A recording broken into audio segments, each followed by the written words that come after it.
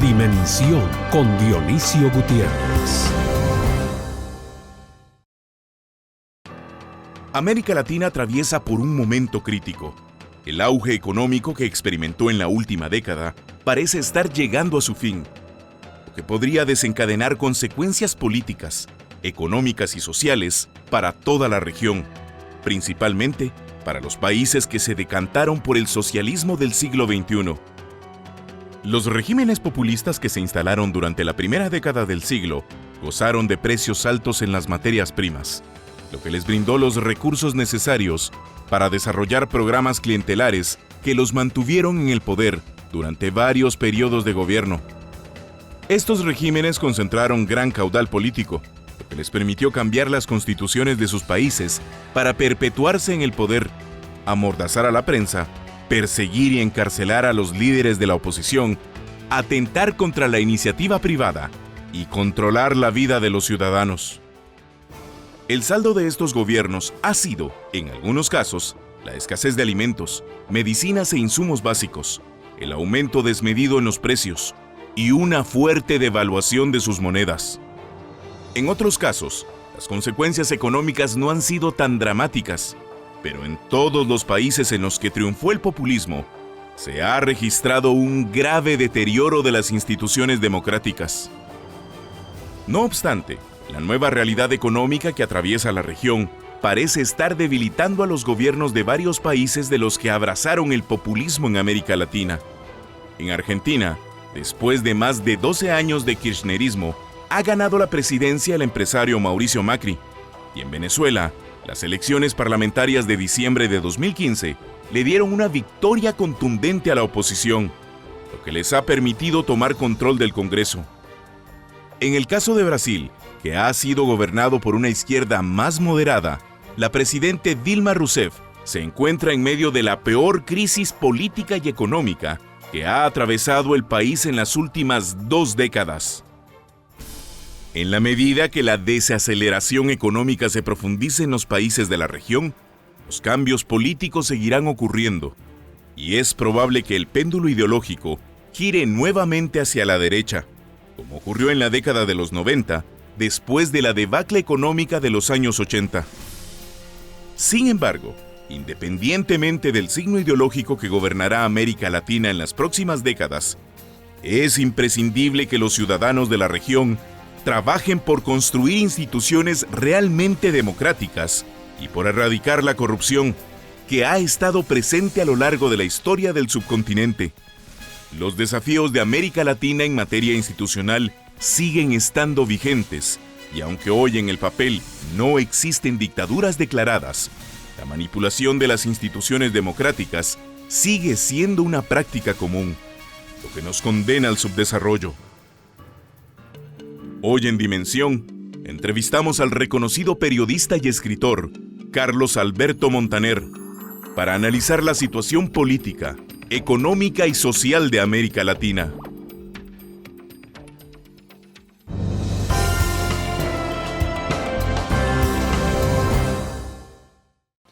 Bienvenidos a Dimensión. Hoy esta tribuna se viste de gala. Tenemos con nosotros a un invitado especial. Se trata de Carlos Alberto Montaner, escritor y periodista, nacido en Cuba hace algunos años, ciudadano del mundo. Ha recorrido sobre todo América Latina y otras partes del mundo, como por supuesto Europa y Estados Unidos, escribiendo, dando conferencias y diciéndole al mundo muchas verdades que todavía nos está costando mucho que se hagan realidad, que se vuelvan vida real en el diario vivir de los ciudadanos. Carlos Alberto, bienvenido a Guatemala, bienvenido a Dimensión. 10 de los 20 países más desiguales del mundo se encuentran en América Latina, constituyéndose en la región más desigual del planeta. 43 de las 50 ciudades más violentas del mundo están ubicadas en América Latina, mientras que 6 de los 10 países más violentos del mundo se encuentran en la región. De hecho, la parte norte de América Central, Guatemala, El Salvador y Honduras, sigue siendo considerada la región más violenta del planeta. Según el Índice de Progreso Social, ningún país latinoamericano se encuentra dentro del club de las naciones más desarrolladas del mundo. La tasa de mortalidad materna en la región es de 85 por cada 100.000 nacidos vivos, más de 10 veces la tasa que reporta la Unión Europea de solamente 8. El índice de percepción de corrupción En este índice la región tiene un promedio de 38 puntos de un máximo posible de 100, y en el índice de Estado de Derecho el promedio es de 50 cuando hay un máximo de 100. Guatemala está en 82, por ejemplo, que estamos muy mal en ese campo todavía. Hay cosas positivas en América Latina, pero no son suficientes. En estos momentos, Carlos Alberto, y para empezar, sí está pasando algo concreto, el cambio político en América Latina. Y hay dos noticias que merecen ser analizadas y sobre todo escuchar tu opinión al respecto. La victoria de Macri en Argentina, el presidente Macri, cómo llega al poder, en qué circunstancias y sobre todo el papel que está haciendo ya con los pocos días que tiene de estar gobernando Argentina. Y luego lo que está pasando en Venezuela y lo que ha logrado hacer la oposición. ¿Cómo ves tú, América Latina con estos dos ejemplos? Yo creo, Dionisio, que hay, bueno, primero gracias por la presentación, pero pienso, Dionisio, que estamos en el principio de un ciclo liberal, que no es el primero empezó a ocurrir en la década de los 80, mediados de la década de los 80, donde se canceló toda aquella fantasía estatista, populista que existía, porque había fracasado.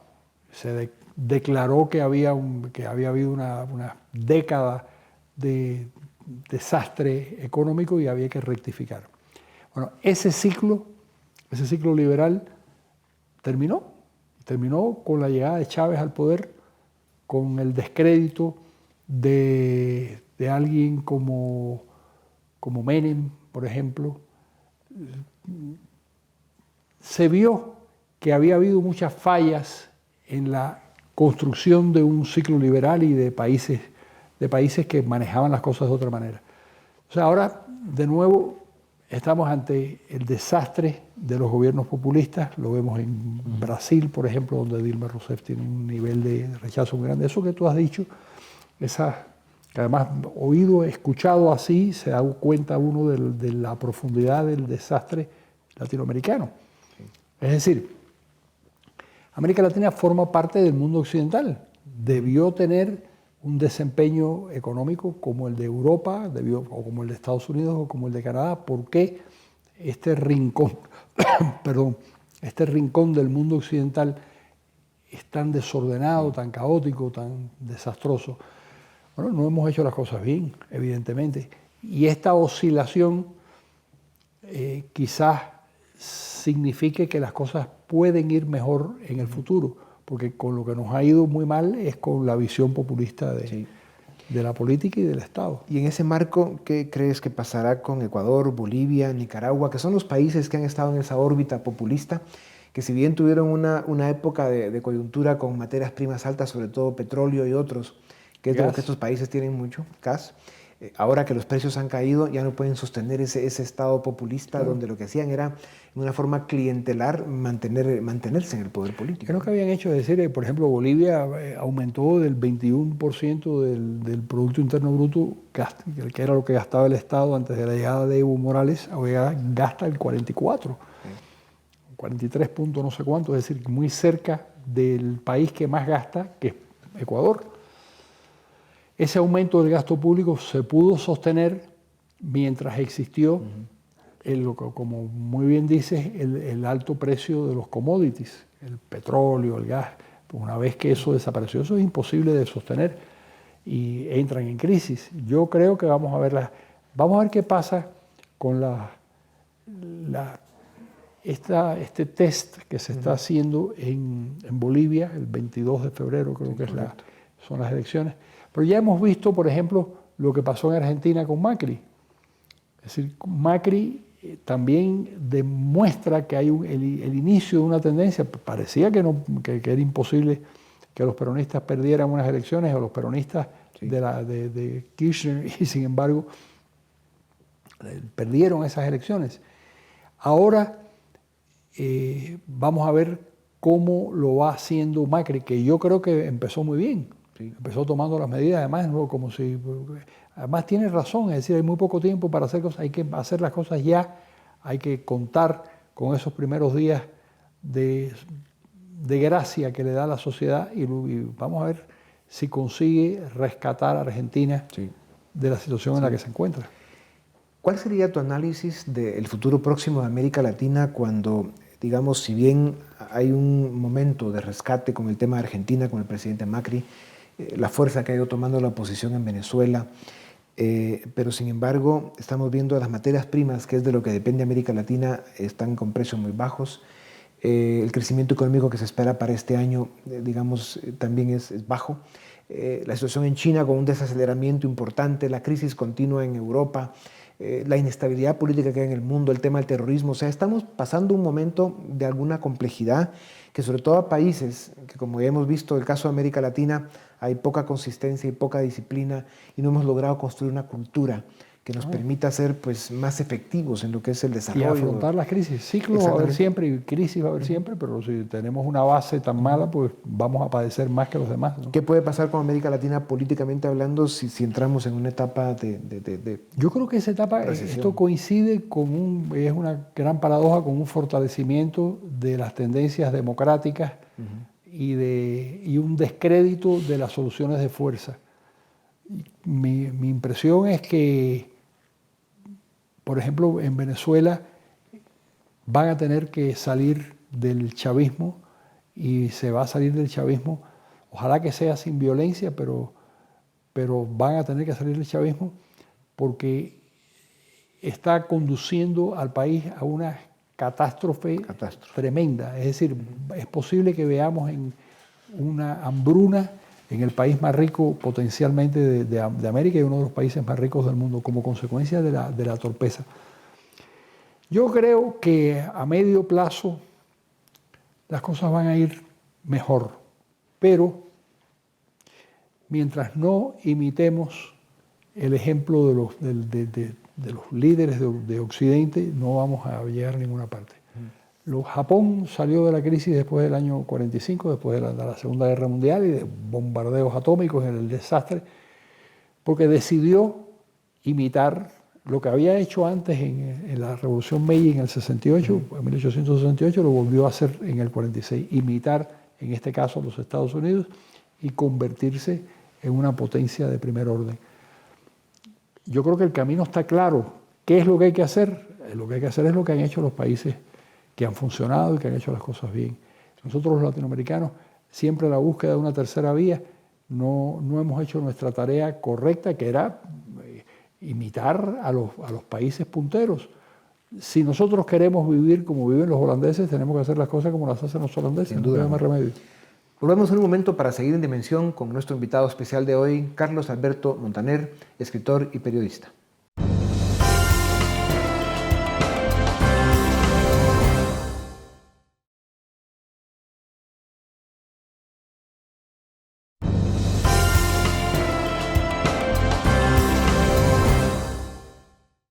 Bienvenidos, esto es Dimensión y nos acompaña Carlos Alberto Montaner, escritor y periodista, que está de visita en Guatemala impartiendo una serie de cursos y conferencias, las cuales apreciamos de verdad, Carlos Alberto, porque somos una nación que está con mucha hambre de ideas y de oxígeno. Así que qué bueno tenerte por esta parte del mundo. Para terminar el tema de Venezuela, ¿cómo termina esa crisis? Tú dijiste hace un momento, ojalá que eso no termine con derramamiento de sangre. Sin embargo, cuando uno ve la ceguera, la necedad, a los extremos a los que está llegando Maduro y su camarilla, la forma en que están irrespetando la voluntad popular del pueblo venezolano, la forma en que están violando los pocos acuerdos constitucionales que ellos tienen, etc. ¿Cómo se rompe este choque? Bueno, si le hacemos caso a Rafael Poleo, que es un periodista con mucha experiencia, que vive hoy en día en Estados Unidos, Rafael Poleo dice una cosa que puede ser que ocurra, que la crisis final es un enorme saqueo a nivel nacional, no ya en los supermercados, sino en los hoteles, en donde quiera que haya comida, porque hay un problema de hambre, o que habrá un problema de hambre, pero a corto plazo. Es decir, en este momento cuando hacemos este programa, hay 7 barcos que no bajan sus mercaderías porque no les pagan, y no les pagan porque el gobierno no tiene dinero, lo ha malgastado, se lo han robado. Se han robado han malgastado y robado 1 millón de millones de dólares. Sí. Una de las cifras más extraordinarias que uno se puede imaginar. Uno no calcula la cantidad de ceros que hay en 1 millón de millones. de dólares. Y sin embargo, eso no ha servido para nada, ha servido para enriquecer a unas cuantas gente y para desarticular el aparato productivo. Más de 100.000 empresas. Sí. Otra de las teorías que se habla es de que en un momento determinado un sector del ejército, sobre todo los oficiales jóvenes, podrían, digamos, detener esta locura, ¿no? Acabar con la terquedad del dictadorcete que quedó ahí en vez de Chávez. ¿Ves esta posibilidad? ¿La has escuchado entre analistas y Sí. gente que sabe? Sí, la he escuchado. El problema es que la contrainteligencia que la montó el gobierno cubano es muy eficiente y de eso viven, de tratar de impedirlo. La contrainteligencia, de acuerdo con el manual soviético, que es el que aprendió el gobierno cubano, es el 0.5% de la población, dedicada a la investigación y a averiguar. El 0.5% de la población cubana es un ejército de 60.000 hombres en Cuba. En el caso de Venezuela, pues serán 150.000 o qué sé yo, una cantidad de gente muy grande, dedicadas a impedir que esas cosas ocurran. No sé si al final se impondrá porque puede ocurrir lo que pasó en 1958, que un pequeño movimiento de unos oficiales que no tenían el mayor rango o el rango más alto desencadena un golpe militar contra Pérez Jiménez. Eso pudiera suceder. Yo no lo sé, no tengo noticias.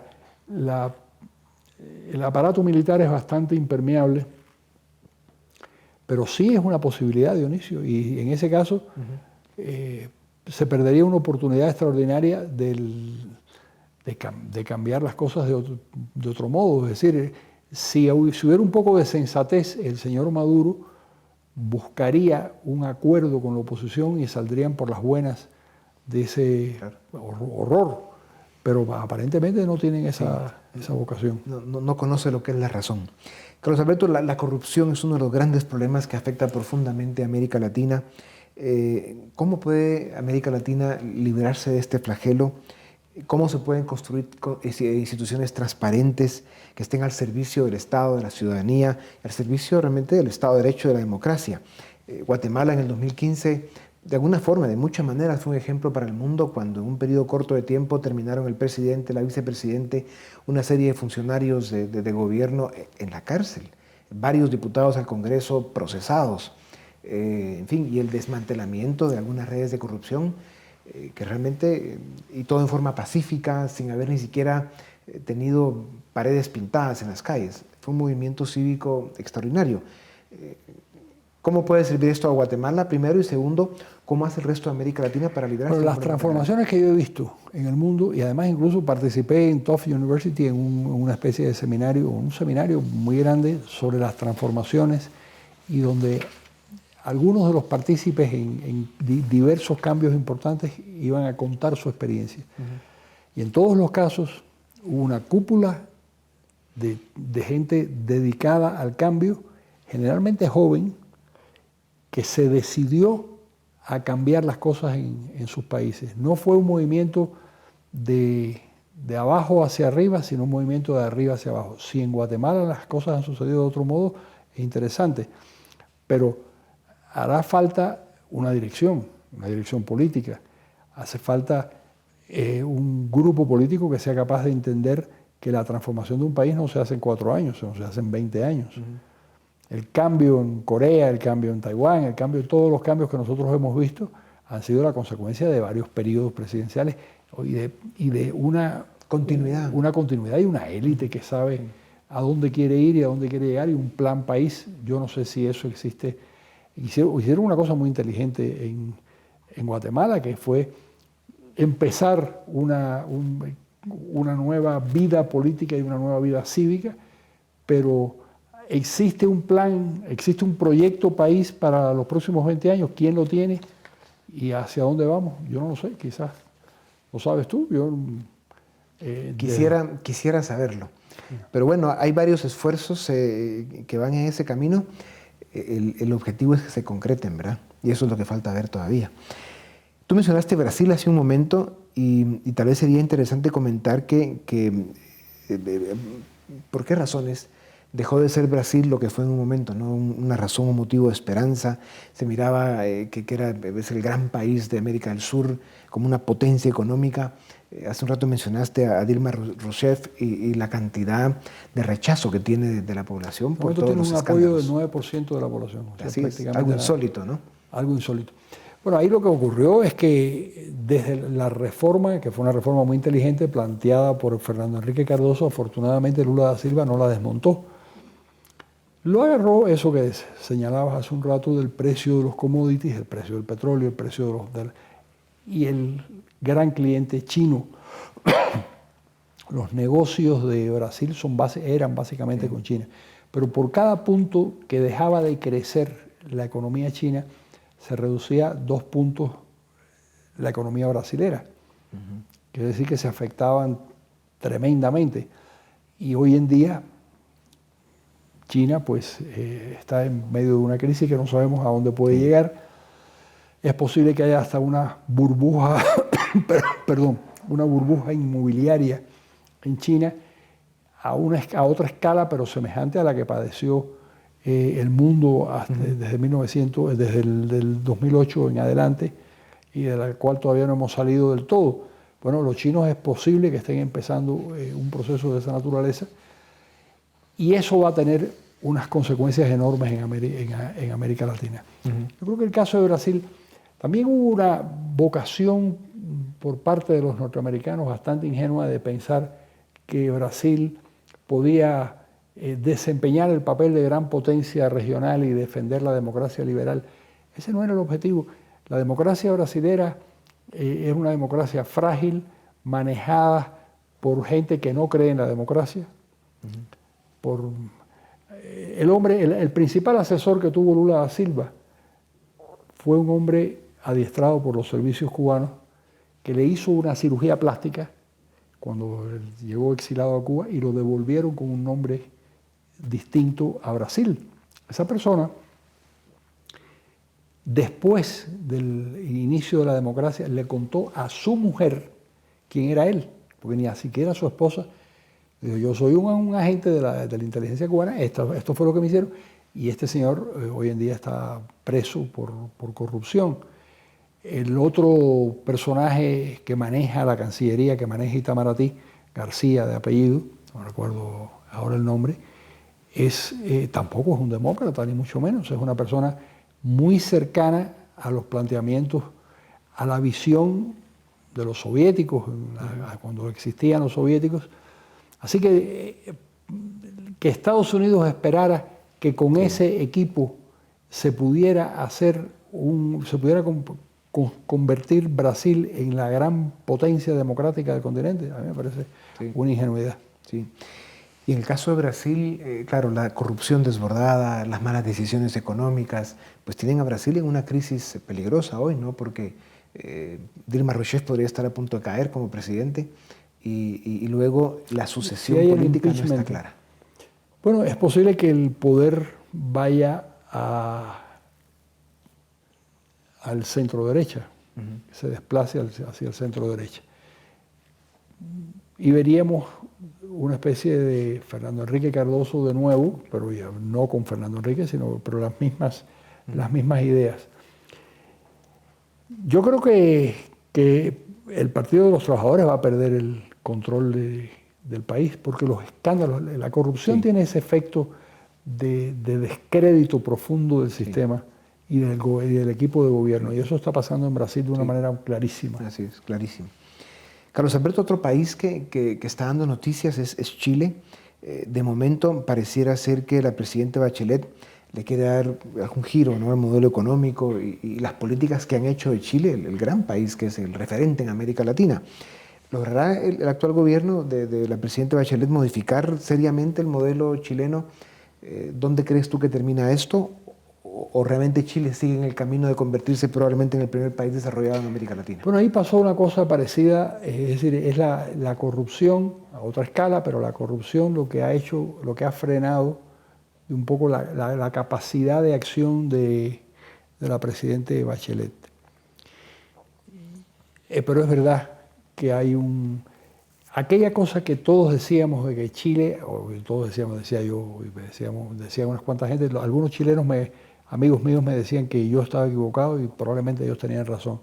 Yo suponía que Chile había pasado el umbral de la idiotez política, que Chile era un país ya maduro, donde no se iban a aplicar fórmulas políticas que conducían al desastre.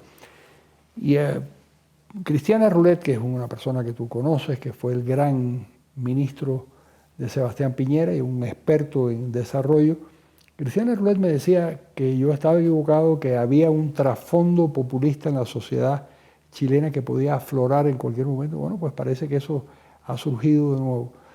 Vamos a ver qué pasa en las próximas elecciones. Probablemente Sebastián Piñera intente de nuevo ser presidente y vamos a ver qué puede hacer. El brasilero de la historia tremenda que conté hace un rato se llama José Dirceu. Dirceu, correcto, sí lo hemos visto por ahí escrito en las noticias. Claro. Volvemos en un momento para hablar de Cuba. Carlos Alberto Montaner en Dimensión.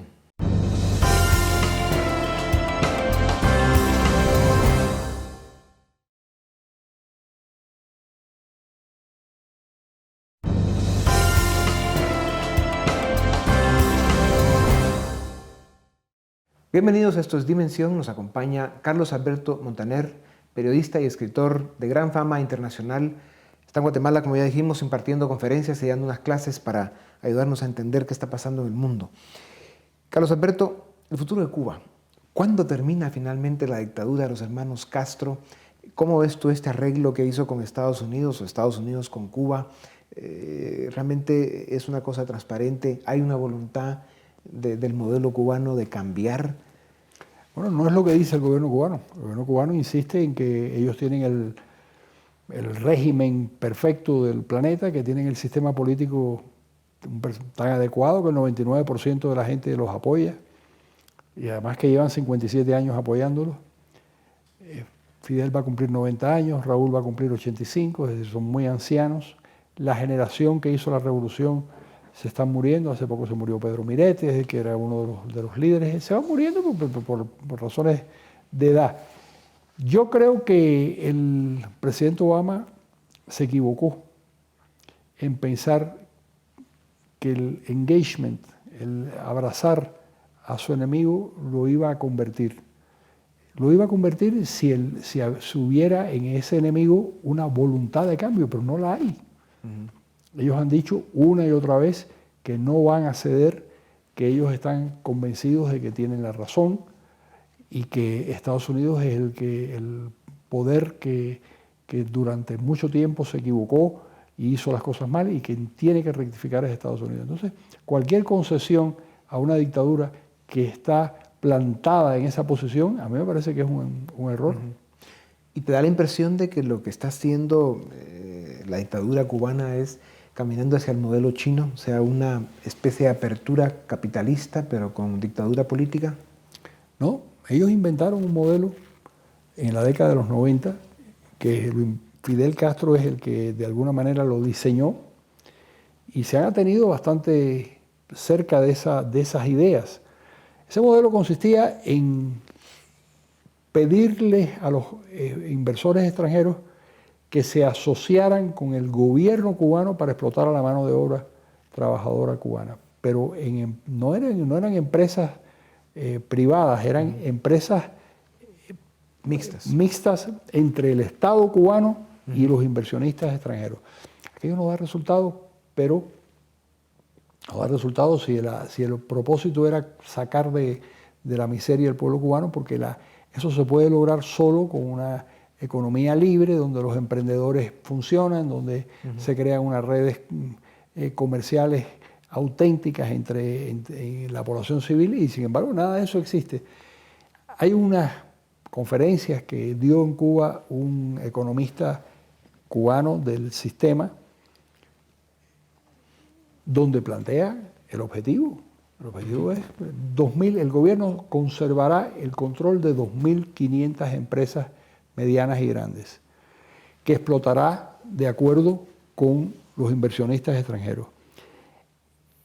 el 1,5 millones de cuentapropistas al que ellos aspiran, cuentapropistas es la gente que trabaja por cuenta propia, es decir, que tienen sus pequeñas actividades, no podrán acumular capital, no podrán crecer porque está diseñado para que no lo hagan. Entonces tienen lo peor de ambos mundos. Claro. Tienen un régimen socialista sin protección y un régimen, es decir, protección social y un régimen capitalista sin capital y sin posibilidades de crecer y sin posibilidades de evolucionar, porque sigue siendo convertirse en una persona triunfadora y económicamente poderosa sigue siendo condenado en Cuba, sigue siendo una actitud que el gobierno cubano piensa que es dañina. Así que por lo tanto, Dionisio, yo no veo que eso llegue a ninguna parte, eso va a continuar fracasando. Muchos capitalistas extranjeros que tienen cierta experiencia llegan a Cuba y se dan cuenta que no hay posibilidades de ganar dinero, salvo que ganes el dinero en el exterior como hacen las empresas relacionadas con el turismo. Sí, así es.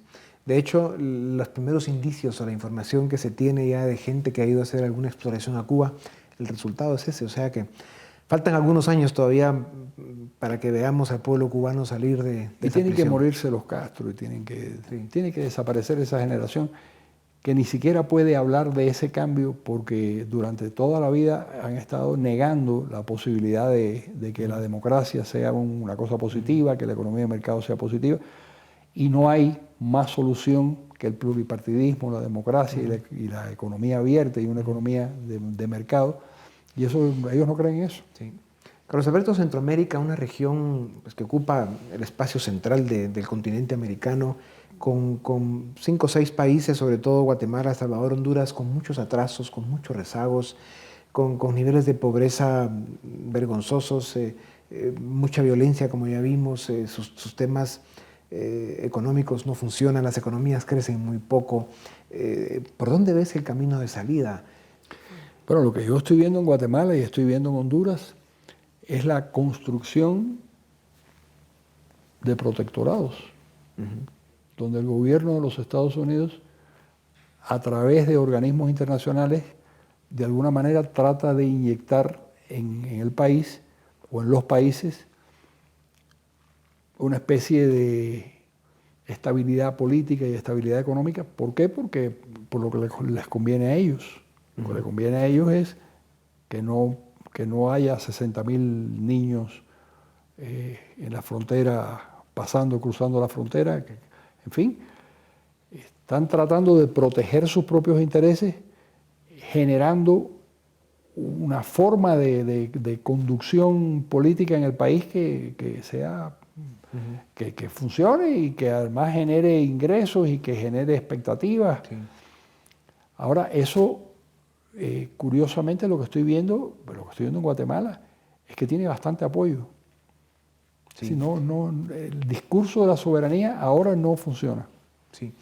Si no te han dado los datos completos, el gobierno de Oscar Brechet es quien solicita a Naciones Unidas apoyo a través de algún tipo de institución para instalar en Guatemala pues esta entidad que se llama CICIG, ¿verdad? Para combatir a los grupos de crimen organizado, a los poderes paralelos y todo lo que estaba realmente evitando el que se pudiera gobernar Guatemala. Fue tal el nivel de caos que ese gobierno encontró al llegar al poder, se dieron cuenta que no podían gobernar, que Guatemala iba camino a una especie de narcoestado, de estado fallido.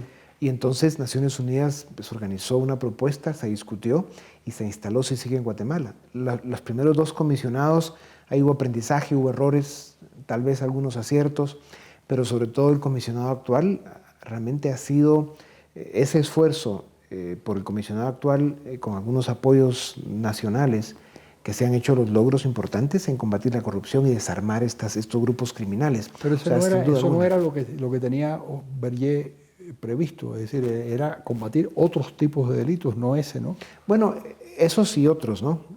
Ahí lo que pasa es que cuando ya se han descubierto algunos delitos específicos, califican perfectamente en los conceptos que se usaban en aquella época de desmantelar organizaciones criminales que se dedicaban a la corrupción, al narcotráfico, en fin, básicamente a hacerle daño al país, a subir los niveles de impunidad y demás.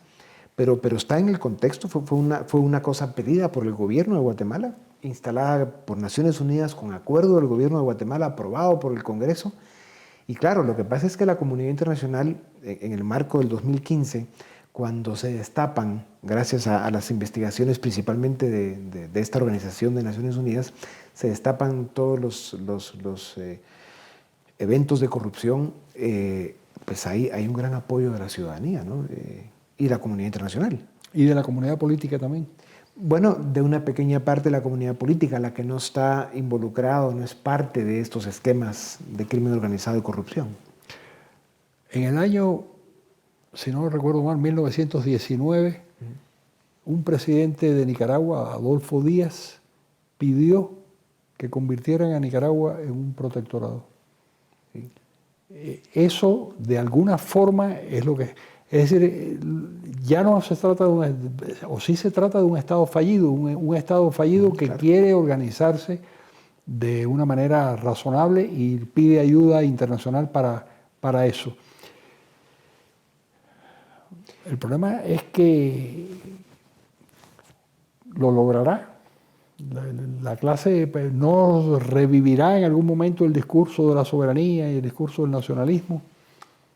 Queda poca autoridad moral para poder salir con un discurso como ese si en paralelo o en simultáneo no se está trabajando por construir instituciones de verdad que funcionan, un Estado de Derecho estricto, en fin, una sociedad que además tiene una participación cívica responsable. O sea, ahí es donde cabe realmente poder volver a hablar de soberanía en países como Guatemala, Salvador o Honduras, ¿no?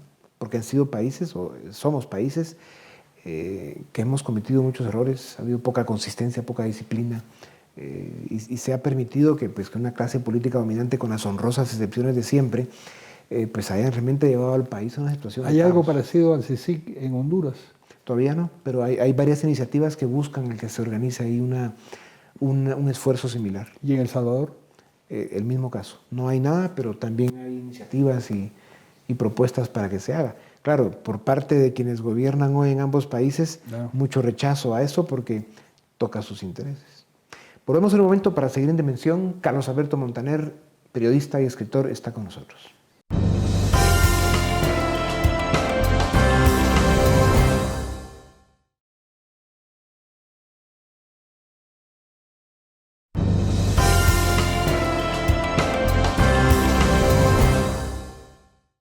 Bienvenidos a Esto es Dimensión. Carlos Alberto Montaner está con nosotros. Carlos Alberto, terminando el tema de Centroamérica, sí, Guatemala, Salvador, Honduras tienen problemas crónicos que no somos capaces de resolver. Como te decía, poco crecimiento económico, niveles altos de impunidad, inseguridad, problemas sociales muy graves. Este esfuerzo de CICIG que se hace en Guatemala, que ha dado muy buen resultado, que tiene un gran apoyo popular, se quiere repetir en Salvador y en Honduras. Claro, hay mucha desinformación y hay incluso mucha oposición de ciertos grupos en estos países. Sin embargo... en El Salvador me imagino que el equipo de gobierno tendrá una oposición ideológica al asunto. Totalmente, totalmente.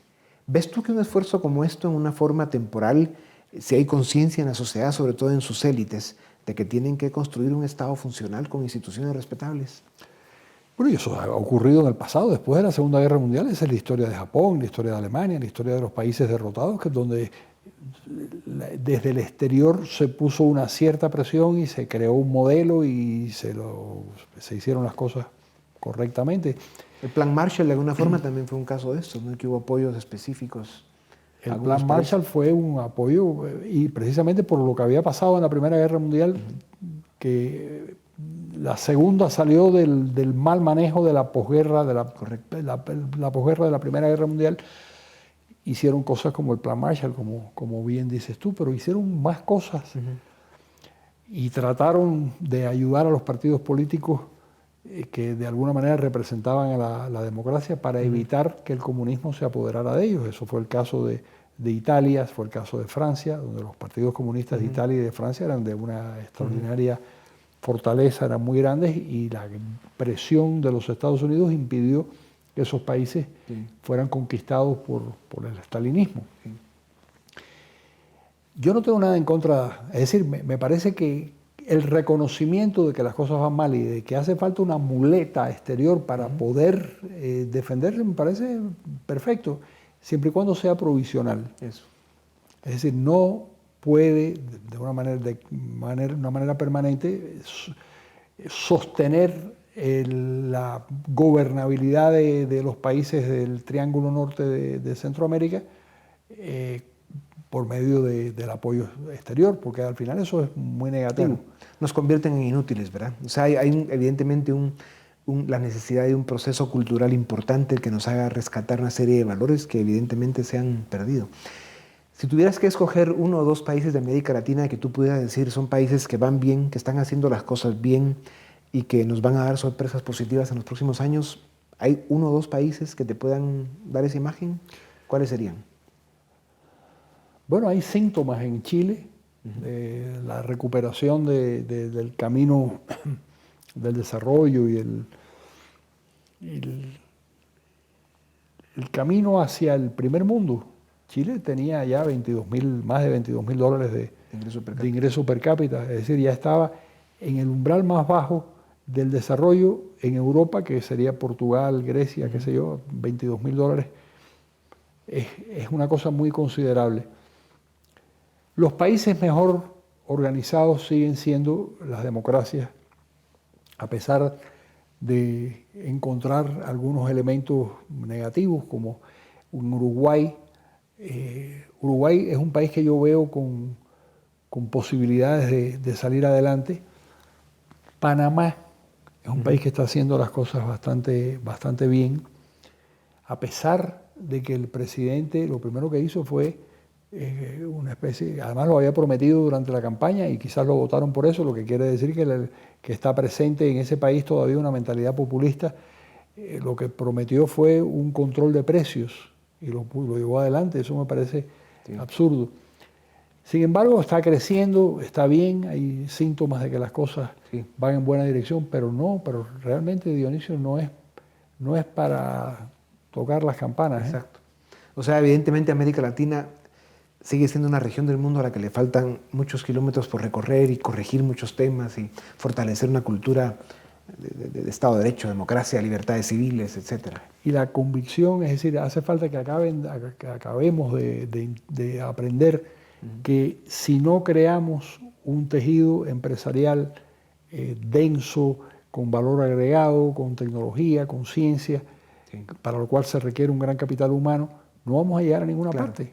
Pues claro, esto lo que genera es crecimiento económico, oportunidades de trabajo, genera impuestos, en fin, la dinámica. Reduce la distancia entre porque se crean clases medias, que es lo que le da estabilidad al sistema. El sistema este es un sistema, la democracia liberal necesita las clases medias para justificarse y para funcionar. Sí. Carlos Alberto, Estados Unidos está en proceso electoral ya, terminando sus primarias en ambos partidos, el republicano y el demócrata. ¿Cómo ves ese proceso en Estados Unidos? Casi hay un escenario en el que podría verse a un Bernie Sanders del Partido Demócrata, que es un socialista declarado, un hombre muy respetado por la izquierda norteamericana, y luego un Donald Trump, otro fenómeno muy especial por el lado republicano. La posibilidad de esos dos como candidatos enfrentándose en noviembre en las elecciones, o Hillary Clinton, que es la otra opción. Bueno, y además hay una tercera posibilidad, que es que Bloomberg. Si Bloomberg entra en el juego, Bloomberg tiene 3 veces más dinero que Trump. Bloomberg tiene casi 40.000 millones de dólares en capital reconocido, el otro anda por 10, 11.000, qué sé yo.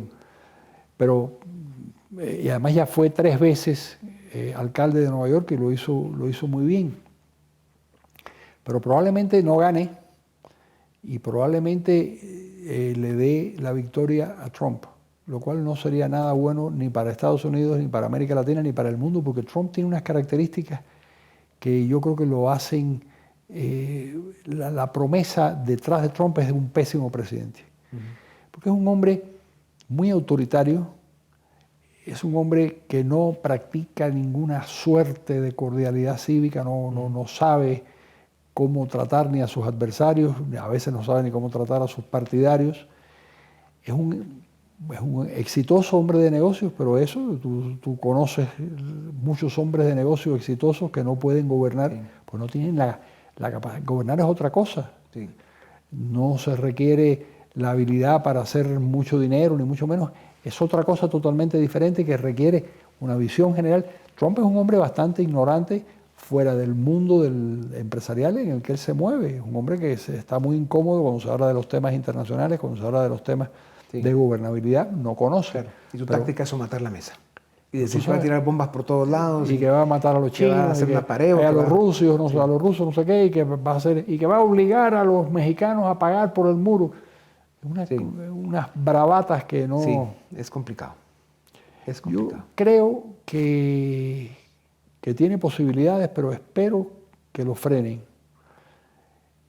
Vamos a ver, todavía realmente no sabemos, porque incluso no sabemos en estas primarias que vienen ahora qué va a pasar, porque en otro momento Santorum ganó estas primarias y parecía que iba a ser el candidato de los republicanos y luego no fue.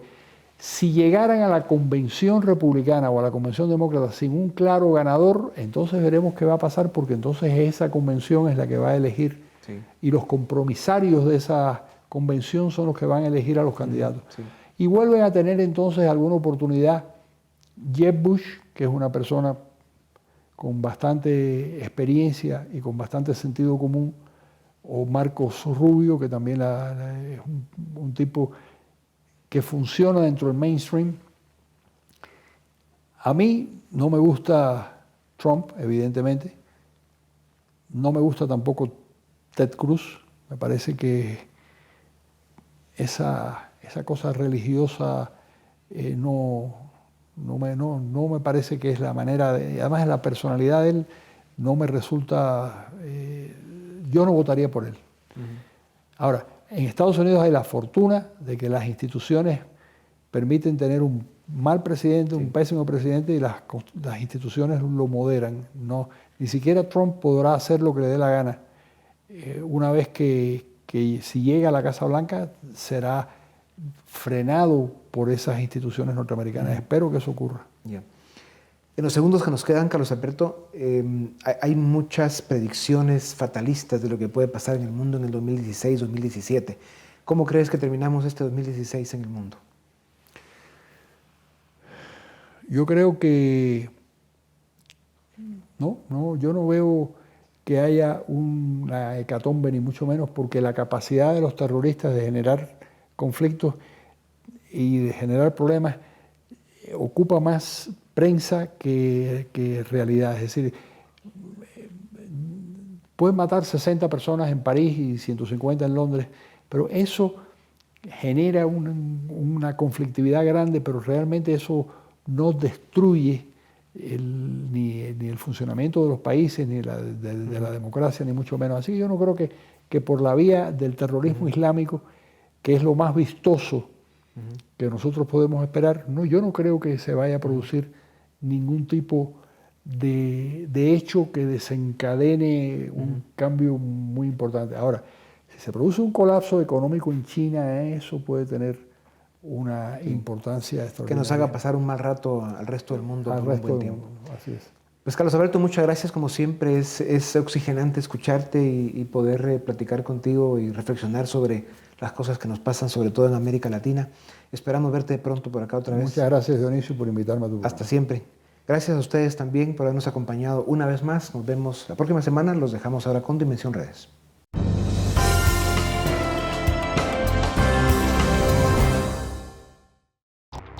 Preguntamos a nuestros amigos en redes, ¿cuáles consideras que serán los principales retos de América Latina en 2016? Jorge Verbena de León dijo, eliminar la corrupción, la violencia, el nepotismo y el hambre. Luego, la creación de fuentes de trabajo y el desarrollo de la agricultura y el apoyo a la pequeña y mediana industria. Liliana Lainfiesta comentó, combatir la corrupción constantemente, preparar muy bien a las nuevas generaciones con educación de calidad y con salud física y mental para que puedan ser buenos ciudadanos. Desarrollar un sistema económico incluyente que permita mejorar a la mayoría de personas trabajadoras y emprendedoras.